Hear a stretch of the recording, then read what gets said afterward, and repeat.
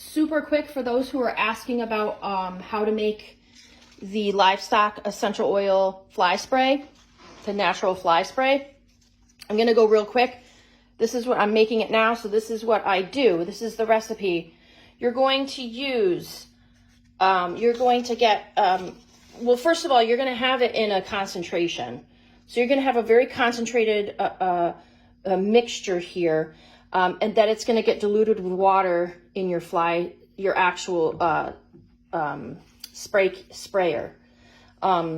So your spray bottle is going to be a less concentrate. It's going to just have a little bit of this concentration. So you're going to keep this on hand to make several batches of fly spray. So I usually just put it in a ball jar, label it very, very well so no one thinks it's a food item. So what you're going to do is you're going to mix 2 tablespoons of a dish soap. I just use a plant-based soap. Try not to use anything with a lot of chemicals in it since it is going onto your animal. That's why I use a plant-based. It's just used as an emulsifier. 1 cup of apple cider vinegar, 1 cup of mineral oil, and then half a teaspoon of lemongrass, but I'm using lemon essential oil. You can use lemongrass or any citrus.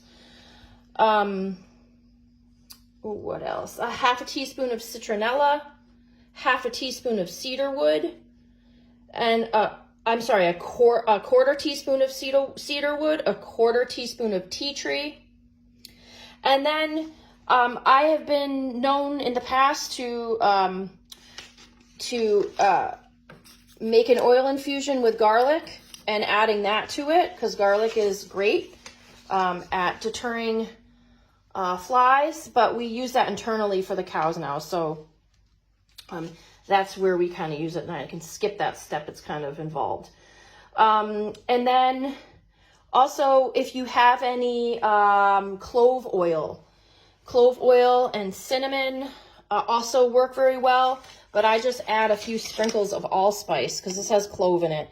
And as it sits in this mixture, it kind of leaches out into that oil, or that scent is going to be in that. So I do cheat a little bit, and I use allspice, and I just kind of sprinkle it into the mixture when I'm done. But if you can get your hands on some clove oil, that's best.